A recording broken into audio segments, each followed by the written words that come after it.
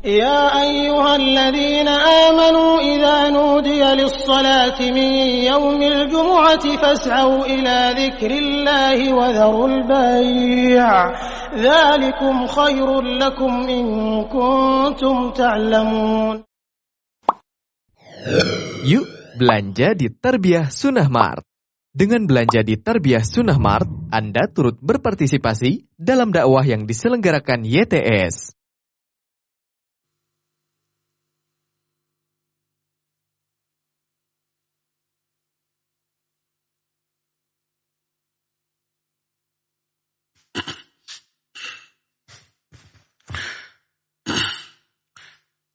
الحمد لله نحمده ونستعينه ونستغفره ونعوذ بالله من شرور أنفسنا وسيئات أعمالنا من يهده الله فلا مضل له ومن يضلل فلا هادي له وأشهد أن لا إله إلا الله وحده لا شريك له وأشهد أن محمدا عبده ورسوله يا أيها الذين آمنوا اتقوا الله حق تقاته ولا تموتن إلا وأنتم مسلمون يا أيها الناس اتقوا ربكم الذي خلقكم من نفس واحدة وخلق منها زوجها وبث منهما رجالا كثيرا ونساء واتقوا الله الذي تساءلون به والأرحام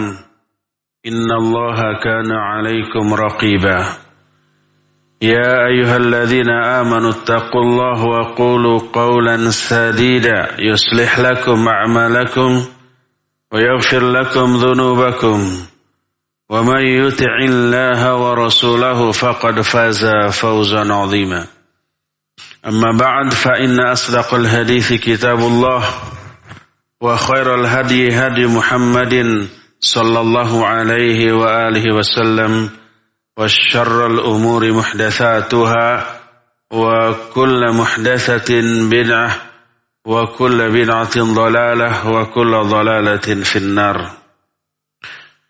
قال الله تعالى في كتابه الكريم أعوذ بالله السميع العليم من الشيطان الرجيم ادعوني أستجب لكم إن الذين يستكبرون عن عبادتي سيدخلون جهنم داخرين. Hadirin sidang Jumat yang Allah muliakan, di beberapa Jumat yang lalu kita sedang membahas bagaimana caranya menaikkan iman kita. Salah satunya dengan ma'rifatullah. Arti dari ma'rifatullah adalah mengenal Allah. Melalui pembahasan mendalami makna dari nama-nama dan sifat Allah. Melalui hal itulah kita akan mengenal Allah dengan sebenar-benarnya. Hasil dari ma'rifatullah, hasil dari mengenal Allah, bakal muncul berbagai macam unsur penunjang keimanan. Bakal muncul khauf atau rasa takut kepada Allah, mahabbah, cinta kepada Allah, juga tawakal, juga roja atau berharap, juga ikhlas. Semua itu sudah kita terangkan di beberapa Jumat yang lalu. Salah satu hasil dari ma'rifatullah adalah tawadhu'. Tawadhu' itu artinya rendah hati, merasa diri hina, terutama di hadapan Allah Azza wa Jalla. Sifat tawadhu ini pasti muncul, pasti lahir dalam diri kita kalau kita mengenal asma dan sifat Allah, mengenal Allah dengan sebenarnya. Kenapa demikian? Karena di antara beberapa nama dan sifat Allah ada yang memang mengharuskan atau menyadarkan diri kita bahwa diri kita ini super kecil dibanding Allah. Salah satu di antara sifat sekaligus nama bagi Allah, Allah itu Al-Kabir, Wallahu aliyul kabir. Allah itu maha tinggi dan maha besar. Allahu akbar. Allah itu terbesar. Juga Allah itu agung. Juga Allah itu al-qadir. Kebesaran Allah lebih besar dari alam jagat raya ini. Sampai seluruh alam jagat raya ini digenggam di tangan Allah. Allah berfirman, Tabarakalladzi biyadihil mulk. Wa huwa ala kulli syai'in qadir. Maha barokah Allah yang di tangannya lah tergenggam seluruh kekuasaan langit dan bumi. Dan dia maha kuasa atas segala sesuatu. Allah pun berfirman di dalam ayat yang lainnya. Wa ma qadarullaha haqqa qadrih. Wal ardu jami'an qabdatuhu yaumal qiyamah. Was-samawatu matwiyatun biyaminih. Orang-orang musyrik itu tidak mengagungkan Allah dengan sebenar-benarnya pengagungan. Makanya mereka tidak mau mengesahkan Allah dalam hal ibadah, nyembah ke Allah, nyembah juga ke yang lainnya. Itu tidak mengagungkan Allah dengan sebenar-benarnya. Wal ardu jami'an qabdatuhu yaumal qiyamah. Padahal bumi ini seluruhnya digenggam oleh Allah Azza wa Jalla pada hari kiamat. Was-samawatu matwiyatun biyaminihi. Dan seluruh langit yang 7 ini dilipat di tangan kanan Allah Azza wa Jalla. Oleh karena itulah maka kebesaran Allah itu lebih besar daripada langit dan bumi, daripada seluruh alam jagat raya ini. Digenggam semua kekuasaan alam semesta ini di tangan Allah Azza wa Jalla. Sampai di dalam hadis yang sahih, Nabi SAW menyatakan, tidaklah langit dan bumi di tangan Allah kecuali seperti sebutir debu di tangan kalian. Allahu Akbar. Allah terbesar. Akbar dalam bahasa Arab disebutnya isim tafdil. Bahasa kitanya superlatif alias menunjukkan alias yang paling. Allah paling besar. Jauh lebih besar dibanding seluruh makhluk ini. Allahu Akbar. Oleh karena itu kalau langit dan bumi beserta seluruh isinya, alam jagat raya ini digenggam di tangan Allah Azza wa Jalla. Padahal alam ini menurut kita sangat besar, saking besarnya seolah-olah tak ada batasnya. Tapi kecil dalam pandangan Allah. Bayangkan bagaimana kita yang berada di dalam alam semesta yang dahsyat dan besar ini, jauh lebih kecil lagi dalam pandangan Allah Azza wa Jalla dan tak bernilai apa-apa. Karena itulah maka salah satu sifat Allah Al-Mutakabbir. Al-Mutakabbir itu yang layak sombong, layak merasa lebih sangat besar karena memang dia besar. Bahkan Allah Azza wa Jalla yang menyatakan demikian, Al-Malikul Quddusus Salamul Mu'minul Muhaiminul Azizul Jabbarul Mutakabbir. Itu nama-nama Allah dan sifat-sifatnya. Salah satunya adalah Al-Mutakabbir. Dari sini saja kita sudah mengetahui betapa kecilnya kita. Betapa hina rendahnya kita, betapa tak berharganya kita menurut pandangan Allah Azza wa Jalla. Oleh karena itu, sebagai makhluk yang kecil, yang hina, yang rendah, tidak layak untuk merasa besar. Layaknya ya sadar diri bahwa diri ini kecil. Siapa orang yang merasa diri besar, merasa besar itu takabur. Takabur itu maknanya dia kecil tapi merasa diri besar. Bahasa Sundanya gumede. Gumede itu orang yang kecil tapi merasa dirinya gede, dirinya besar. Tidak sadar diri. Siapa orang yang ada takabur dalam hatinya, Allah azab. Dalam salah satu hadis kursi yang sahih diriwayatkan oleh Imam Abu Daud, dalam kitab sunannya, Allah Azza wa Jalla berfirman, Al-kibriya'u ridai wal 'azamatu izari faman naza'ani wahidan minhuma qadhaftuhu finnar. Kata Allah, kebesaran, merasa diri besar adalah selendangku, keagungan adalah pakaianku. Maka siapa orang yang menyaingi aku dalam dua hal itu, salah satu di antara dua hal itu, aku campakkan dia ke dalam neraka. Walaupun rasa sombong, rasa takabur tersebut sekecil debu, maka dia akan dimasukkan ke dalam neraka, tidak akan dimasukkan ke dalam surga. Sebagaimana hadis sahih riwayat Imam Muslim menyatakan, la yadkhulul jannah man kana fi qalbihi mithqala dzarratin min kibrin. Tidak akan masuk surga orang yang di dalam hatinya ada rasa takabur, rasa sombong walaupun sekecil debu. Sekecil debu itu takabur menyebabkan di neraka dia. Apalagi kalau rasa takaburnya lebih besar. Rasa takabur ini yang mendorong orang untuk menentang, menolak syariat Allah Azza wa Jalla. Walaupun dia punya alasan untuk takabur, baik karena uangnya banyak ataupun kekuasaannya yang dahsyat. Dan ini pernah teralami oleh orang-orang zaman dahulu. Kita mengenal Fir'aun. Dia berkuasa dengan sekuasa-kuasanya. Tak ada yang berani. Semua orang harus menyembah dirinya. Hati kecilnya meyakini kebenaran dakwah yang dilakukan oleh Nabi Musa kepada dirinya. Hati kecilnya. Tapi karena kesombongan dia tolak. Dari mana kita tahu hati Fir'aun?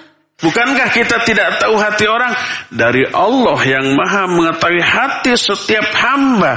Allah menyatakan dalam Al-Quran, wajahadu biha wastaiqanatha anfusuhum zulman wa uluwa.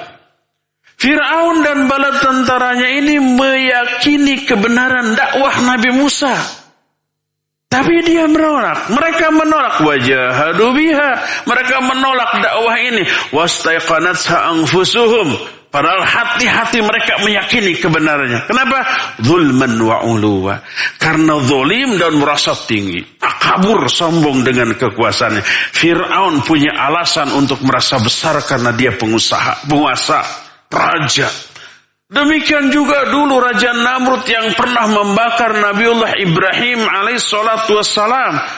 Bahkan Syekhul Islam Ibn Taimiyah rahimahullahu ta'ala menyatakan Raja Namrud termasuk salah satu raja yang pernah menguasai seluruh dunia ini pada zamannya. Oleh karena itu dia sombong dan takabur. Maka setiap orang yang tidak mengikuti perintahnya dihukum seketika itu juga, termasuk siapa? Termasuk Nabiullah Ibrahim. Demikian juga Raja Abraha punya pasukan yang dahsyat dan kuat, yaitu pasukan gajah yang saat itu tidak ada yang setangguh itu. 3 orang raja dengan kekuasaan yang dahsyat ditakuti oleh semua pihak. Kesombongan, ketakaburannya menyebabkan menolak syariat, menolak dakwah. Apa yang terjadi? Semuanya hancur. Allah yang menghancurkan. Fir'aun ditenggelamkan di Laut Merah. Raja Namrud musnahnya, hancurnya oleh makhluk yang kecil. Sebagian riwayat menyatakan itu nyamuk. Sebagian lain menyatakan itu adalah lalat masuk ke dalam hidungnya dan bertengger atau menetap itu nyamuk atau lalat di kepalanya. Sebuah riwayat menyatakan sampai 400 tahun.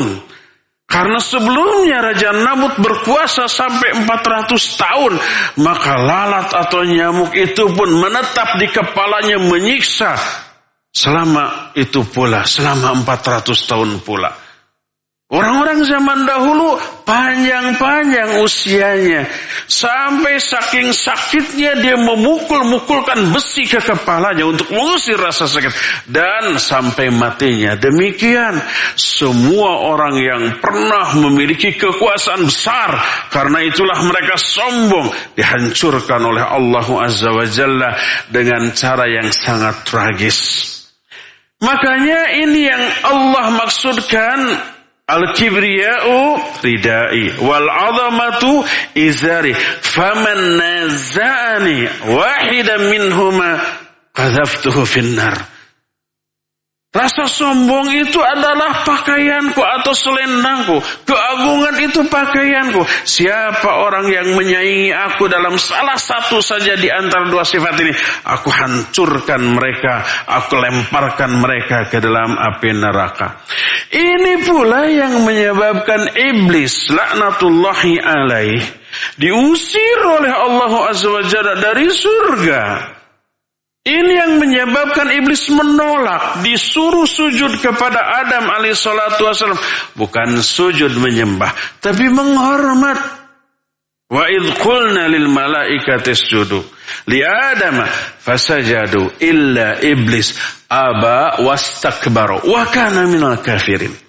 Ingat ketika kami berkata kepada para malaikat, sujud kalian kepada Adam. Semua malaikat sujud. Adapun iblis yang sama-sama saat itu ada di sana tidak mau sujud.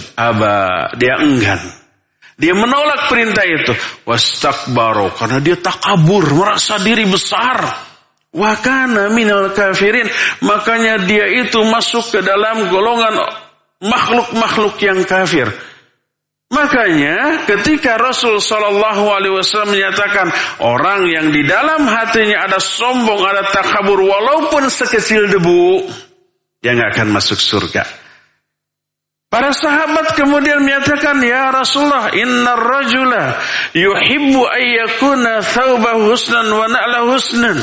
Wahai Rasul, ada tuh orang yang suka pakai pakaian yang bagus, sendal yang bagus.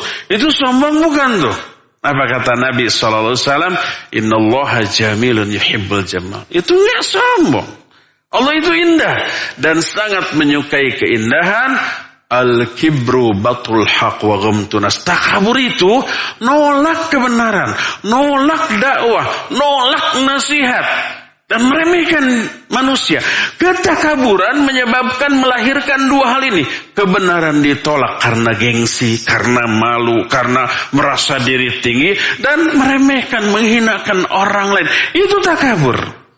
Tak ada seorang pun yang menolak dakwah, menolak kebenaran, kecuali karena ketakaburan. Dan itu yang menjadi kriteria pokok dari sebuah ketakaburan. Takabur adalah menolak kebenaran yang sebenarnya dia yakini di dalam hatinya. Seperti yang dilakukan oleh Fir'aun laknatullahi alaih.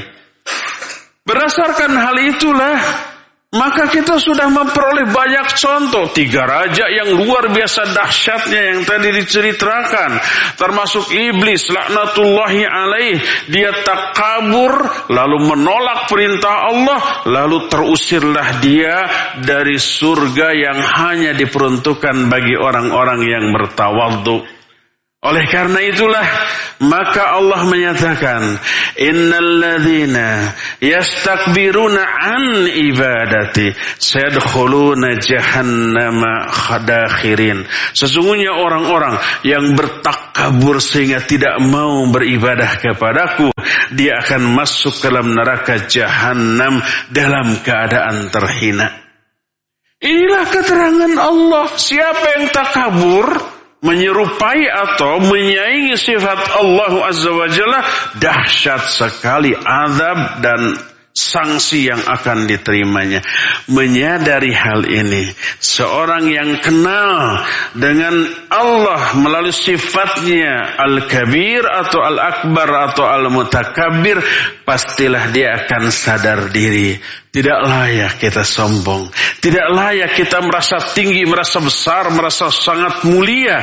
Maka yang pantas dilakukan adalah menghambakan diri di hadapan Allah Azza wa Jalla. Dari sini lahirlah ketawaduan.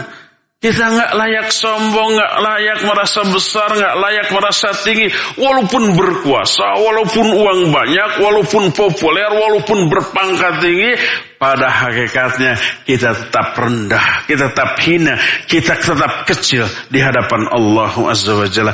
Inilah hakikat dari ketawaduan. Barakallahu li wa lakum fil Qur'anil azim wa nafa'ni wa iyyakum bima fihi minal ayati wa dzikril hakim wa taqabbalallahu minna wa minkum tilawatahu innahu huwas samiul alim.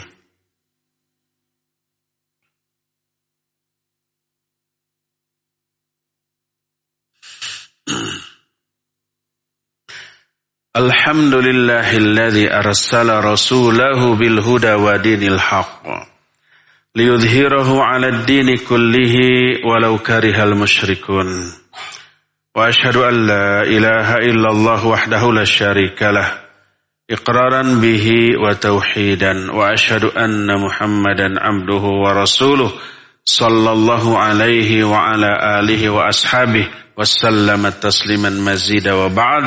Ayuhal hadirun usikum wa nafsi bi taqwallahi faqad fazal muttaqun. Hadirin sidang Jumat yang Allah muliakan, berdasarkan penjelasan tadi, maka mulia atau tidaknya seorang hamba tergantung dari seberapa rendah dia menghambakan dirinya kepada Allah. Semakin dia tawadhu, semakin merasa hina, semakin merasa kecil, semakin merasa rendah di hadapan Allah, semakin Allah angkat kemuliaannya. Oleh karena itulah, ketika Allah menyebut Nabi Muhammad SAW pada posisi-posisi ketika beliau dimuliakan oleh Allah, Allah menyebut beliau tidak dengan sebutan Rasul, tidak dengan sebutan Nabi, tidak dengan sebutan Muhammad, tapi dengan sebutan hamba. Allah berfirman, contoh, mumin ketika Nabi sangat dimuliakan adalah mumin ketika beliau diisrokan, dimi'rajkan oleh Allah. Tak ada makhluk manusia di alam jagat raya ini yang semulia itu dimuliakan, naik ke atas langit, berjumpa dengan Allah di Sidratul Muntaha, kecuali Nabi Muhammad SAW. Tapi ketika Allah menerangkan peristiwa ini, Allah menyebut beliau dengan sebutan hamba. Allah berfirman, Subhanalladzi asra bi abdihi laila minal masjidil haram ilal masjidil aqsa alladzi barakna haulah. Maha suci Allah yang telah mengisrokan hambanya. Allah di sini tidak menyebutkan maha suci Allah yang telah mengisrokan nabinya atau rasulnya atau Muhammad, tidak, tapi hambanya. Hamba yang dimaksud adalah Nabi Muhammad SAW. Kenapa? Karena momen Isra Mi'raj, momen di mana beliau dimuliakan, maka disebutlah dengan sebutan hamba. Dialah Allah walladzi anzalal kitab ala abdihi. Dialah Allah yang telah menurunkan kitab kepada hambanya. Tidak disebut rasulnya, nabinya atau Muhammad, hambanya. Karena posisi ketika menerima wahyu berupa Al-Quran, posisi yang agung dan mulia. Tidak hanya Nabi Muhammad SAW, Nabi lain juga begitu. Lihat Nabi Nuh, dzurriyyata man hamalna ma'nuh innahu kana 'abdan syakura. Manusia yang ada sekarang itu adalah anak-anak turunan dari turunan manusia-manusia turunan yang kami bawa beserta Nabi Nuh dalam sebuah perahu. Innahu kana 'abdan syakura. Sesungguhnya Nuh itu seorang hamba yang pandai bersyukur. Bersyukur adalah momen yang sangat mulia. Saat itulah Allah menyebut beliau dengan sebutan hamba. Jadi dari sini kita mengetahui semakin seseorang tawadhu, merendahkan hatinya, menghambakan dirinya di hadapan Allah, semakin mulia dia. Sebaliknya semakin seseorang merasa besar, merasa tinggi, merasa sombong, maka semakin hina dia. Allah yang akan menghinakan orang seperti itu. Dari sinilah kita mengetahui bahwa orang yang mengenal Allah, kebesarannya, keagungannya, kekuasaannya, pastilah dia akan tawadhu di dalam sikapnya dan tingkah lakunya. Dia akan rendah diri, dia akan merasa hina di hadapan Allah dan tidak menyombongkan diri, tidak menolak kebenaran, tidak menolak nasihat, tidak menolak peringatan dari siapapun yang memberi peringatan kepadanya. Inilah salah satu di antara unsur penunjang keimanan, yaitu tawadhu, dan tawadhu lahir dari ma'rifatullah. Mudah-mudahan Allah Azza wa Jalla memasukkan kita semua ke dalam golongan orang-orang yang mengenal Allah dengan sebenar-benar pengenalan, dengan sedalam-dalam pengenalan, sehingga lahirlah beberapa sifat yang bisa mendukung keimanan kita, baik khauf, khasyah, raja, tawakal, ikhlas, mahabbah, termasuk tawadhu, sehingga kita menjadi hamba yang selalu mencintainya dan dicintai olehnya. Innallaha wa malaikatahu yusalluna 'alan nabi ya ayyuhalladzina amanu sallu 'alaihi wa sallimu taslima. Allahumma shalli 'ala Muhammadin nabiyyin ummi wa 'ala alihi wa sahbihi wasallim. Allahumma ighfir lil mu'minina wal mu'minat wal muslimina wal muslimat al ahya'i minhum wal amwat. Allahumma ighfir lana wa liwalidayna warhamhuma kama rabbayana shighara. Rabbana zalamna anfusana wa illam taghfir lana wa tarhamna lanakunanna minal khasirin. Rabbana hab lana min azwajina wa dhurriyyatina qurrata a'yun waj'alna lil muttaqina imama. Rabbana ighfir lana wa li ikhwanina alladhina sabaquna bil iman wa la taj'al fi qulubina ghillan lil ladzina amanu rabbana innaka ra'ufur rahim. Rabbana la tu'akhidna in nasina aw akhtana. Rabbana wa la tahmil alaina isran kama hamaltahu 'alal ladzina min qablina. Rabbana wa la tuhammilna ma la taqata lana bih wa'fu 'anna waghfir lana warhamna anta maulana fansurna 'alal qaumil kafirin. Rabbana innana sami'na munadiyan yunadi lil imani an aminu bi rabbikum fa amanna. Rabbana faghfir lana dhunubana wa kaffir 'anna sayyi'atina wa tawaffana ma'al abrar. Rabbana wa atina ma wa'adtana 'ala rusulika wa la tukhzina yawmal qiyamah innaka antal wahhab innaka la tukhliful mi'ad. Rabbana la tuzigh qulubana ba'da idh hadaitana wa hab lana min ladunka rahmatan innaka antal wahhab. Rabbana atina fid dunya hasanah wa fil akhirati hasanah wa qina adzaban nar. Subhana rabbika rabbil izzati amma yasifun wa salamun al mursalin walhamdulillahi rabbil alamin. Amin ya rabbal alamin. Aqulu qawli hadza wa astaghfirullah li wa lakum wa aqimus shalah.